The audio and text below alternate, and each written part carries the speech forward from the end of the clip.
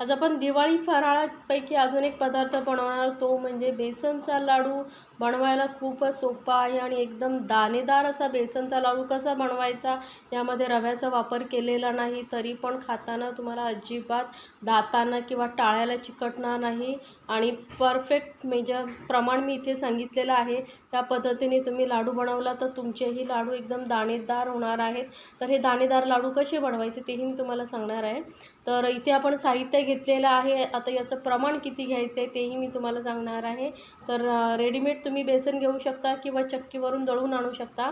तर इथे मी बेसन घेतलेलं आहे बघा, अर्धा किलो बेसन, 500 ग्राम बेसन घेतलेलं आहे. त्यानंतर इथे 400 ग्राम पिठी साखर घेतलेली आहे आणि इथे 200 ग्राम मी तूप घेतलेलं आहे. तुपाचं प्रमाण कमी जास्त होऊ शकतं, हे बेसनावरती अवलंबून असतं. त्यामुळे आता आपण हे आणि तूप जे आहे थोडं वितळून घ्यायचं आहे. आता हे सर्व साहित्य आपलं तयार आहे, तर आपण लाडू बनवायला घेऊया. तर त्यासाठी बेसन भाजण्यासाठी आपल्याला अशी कढई वगैरेच घ्यायची आहे. कढईने काय होतं, बेसन भाजायला व्यवस्थित इझी होतं. तर त्यानंतर आता आपण बेसन भाजण्यासाठी तूप घेणार आहोत. तर तूप लक्षात ठेवा, पूर्ण आधी एकसाथ घालायचं नाही, थोडं थोडं आपण जसं गरज लागेल तसं तूप घालत जायचं. तर इथे मी साधारण 2 चमचे मोठे तूप घातलेलं आहे. तूप थोडंसं वितळलं ना का आपण यामध्ये बेसन घालायचं आणि बेसन पूर्ण आपण भाजून घ्यायचं आहे. एकदम लो फ्लेमवरती, गॅसचा फ्लेम एकदम लो ठेवायचा आहे आणि बेसन भाजायला कमीत कमी 20-25 मिनटं लागतात. थोडा वेळ लागतो, पण एकदम मस्त दाणेदार लाडू तयार होतात. तर घरी बनवायला किती सोपं आहे.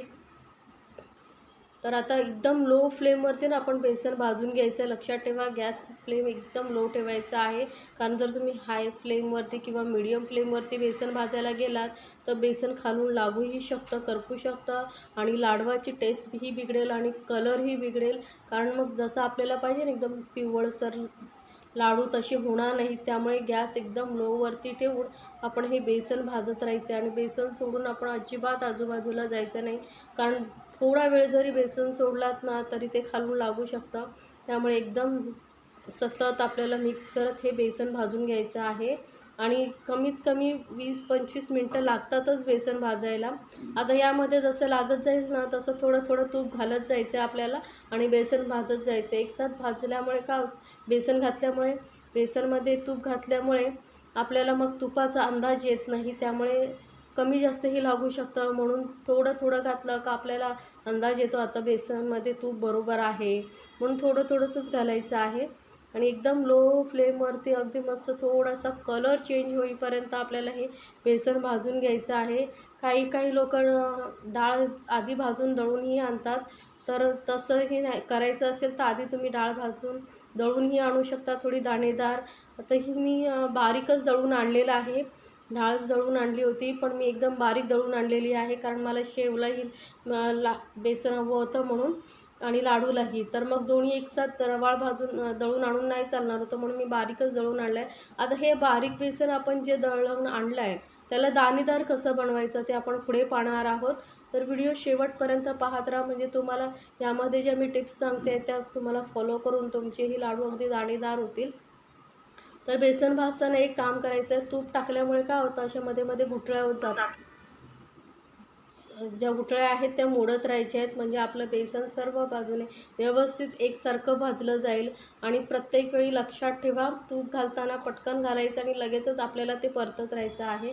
आता बेसन भाजायला घेऊन कमीत कमी मला 15 ते 20 मिनटं होत आलेली आहेत. आपलं बेसन बघा मस्त असं भाजलं गेलेलं आहे आणि पहिलं जेव्हा सुकं वाटत होतं तेव्हा बेसनने तूप सोडलं नव्हतं. आता बेसनने बघा तूप सोडलं चाललेलं आहे, त्यामुळे असं मिश्रण ओलसर दिसतं आहे.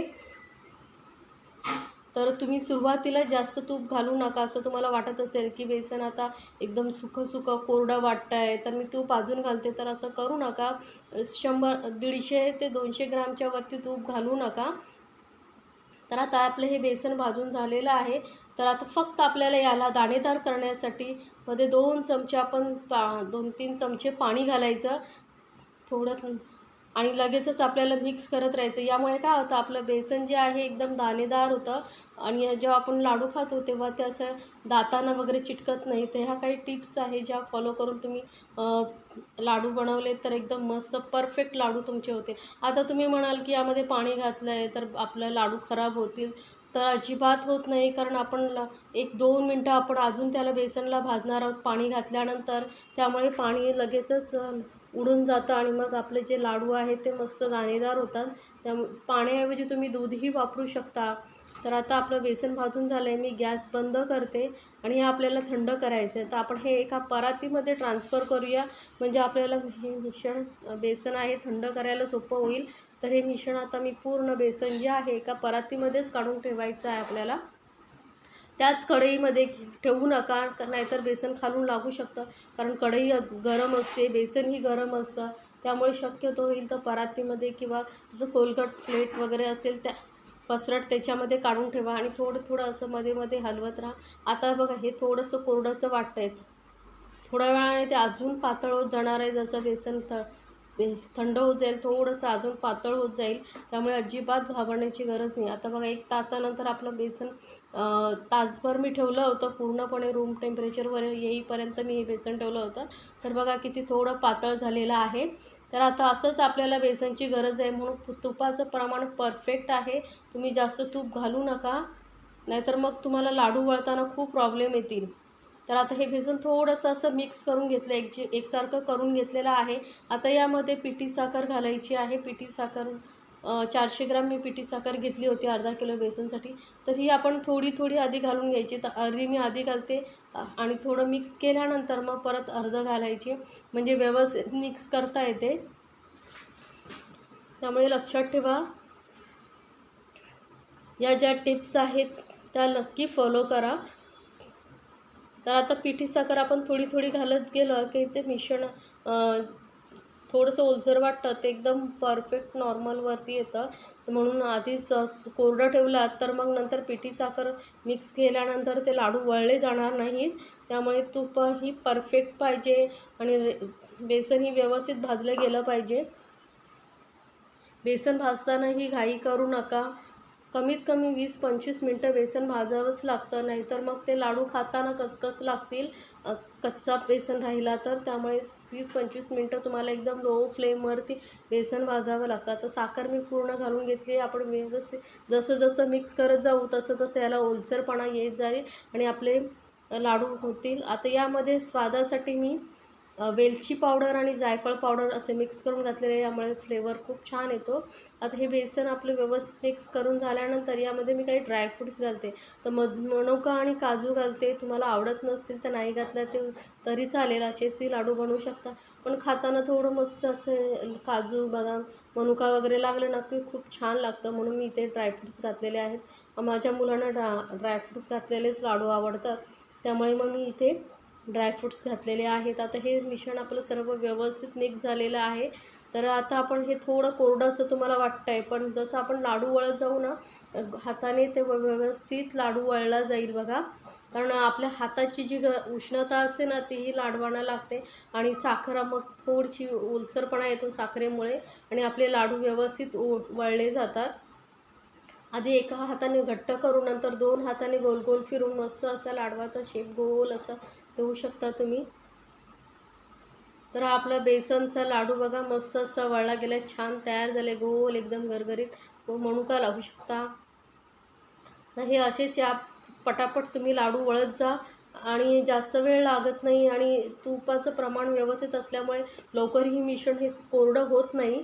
त्यामुळे अगदी अर्धा किलोला एका व्यक्तीने जरी बनवले ना तरी बरोबर होतात, पटापट होतात.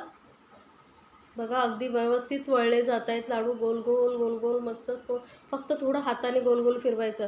आणि जर समजा तुमचे लाडू मिश्रण पातळ झालं असेल, तुम्हाला असं वाटतं की लाडू वळल्यानंतर बसतो, तर तसं लाडू आधी वळून ठेवा आणि एका तासाने परत थोडासा त्याला शेप द्या, गोल गोल हाताने फिरवा.